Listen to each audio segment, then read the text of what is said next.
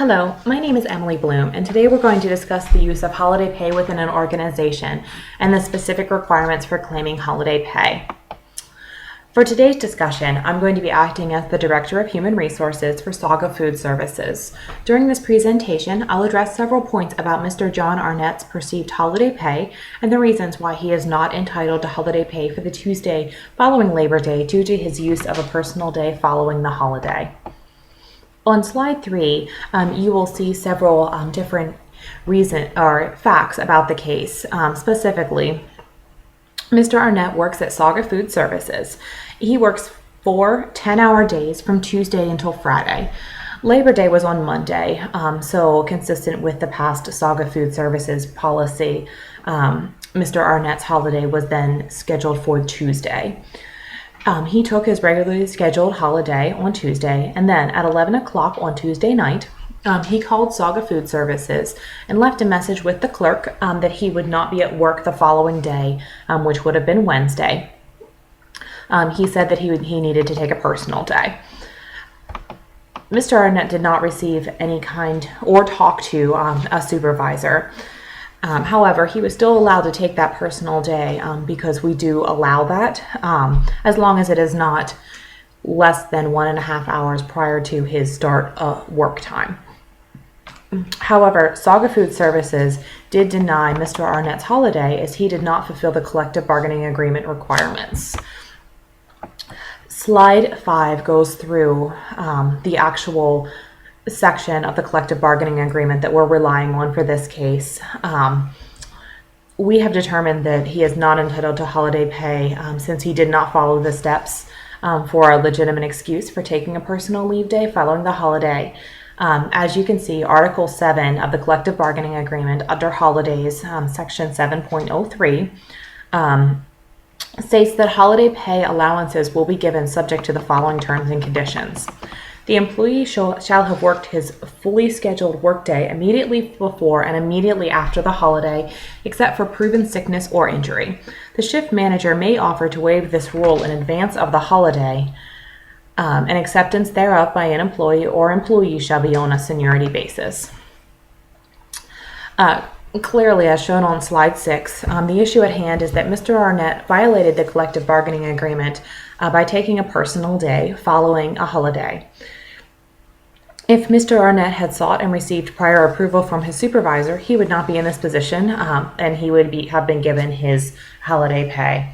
However, being that he called the night before late at night and simply told the clerk on duty he was taking a personal day the following day, the company went ahead and approved his personal day, but since he did not speak to a supervisor and he did not provide Saga Food Services with a doctor's note showing illness or injury, he is not eligible for the holiday pay for that day.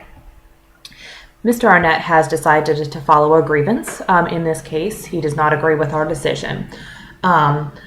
Slide 7, it shows a grievance flow chart which shows 4 steps. The grievance is filed with the supervisor and union representative. Step 2 is an appeal is filed based on step 1. Step 3, an appeal is filed based on step 2. And step 4 is final, and it includes arbitration. There are specific timeframes for each step that are set forth in the collective bargaining agreement. We'll follow those steps fully. The step 4 does show that it is final. It actually was found in Penn versus Plaza pilot. The Supreme Court found that the union can waive an individual's union member's statutory rights as long as there is an arbitration procedure involved. So the collective bargaining agreement does contain language waiving an employee's right to pursue a remedy in federal court. That leaves section 4 of slide 7, step 4. That does make that arbitration binding, so it ends right there. That's as far as they can go. We need to devote a significant amount of time to this. In our stance, we need to make sure that we're doing everything we can to handle this grievance appropriately, consistently, effectively. Not only for our own business, but for the employee. We do need to be fair and make sure we're following each step that is required here. We do need to make sure, as noted on slide 10, that there are no outstanding issues that we're dealing with. Clearly, there is no discrimination in this case. There's no reason that we're discriminating against Mr. Arnett. This is simply a case of a disagreement on the collective bargaining agreement.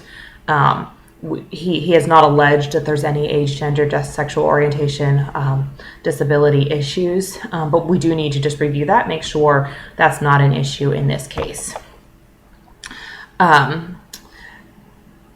Based on all of the following we've just covered, we need to hold our initial meeting. That is step one. And we will see if we reach an agreement at that point. Our case is simply based on the language of the collective bargaining agreement. And of course, we'll follow everything from the past research, past rules and regulations to make sure everything is handled appropriately and as it should be. Of course, we'll follow the grievance policy as listed in the collective bargaining agreement. We'll make sure we do everything in a timely manner to get this resolved for Mr. Arnett as quickly as possible. And we do need to devote a lot of time and resources to this. I can't stress that enough. We need to make sure that we are handling this appropriately. In conclusion, slide 12 notes that the only reason that we would be able, that this grievance could probably be withdrawn would be if Mr. Arnett would provide us with a doctor's excuse indicating that he was sick or he had an injury. Because of course, per the collective bargaining agreement, that is appropriate for this kind of case. And then we would give him that holiday pay that he is asking for. At this point, we don't think that he's going to provide us with a doctor's excuse, so I think we're going to have to go through the grievance procedure. I think that based on the grievance procedure research and our strong position, given Section 7.303 of the collective bargaining agreement, I feel that should the situation arise to the level of binding arbitration, the arbitrator will rule in our favor. Thank you for listening today, and I hope you learned something about Mr. Arnett's position and our position, and that you understand the specific rules that we're going to follow to get through this, and if you have any questions or concerns, to let me know. Thank you.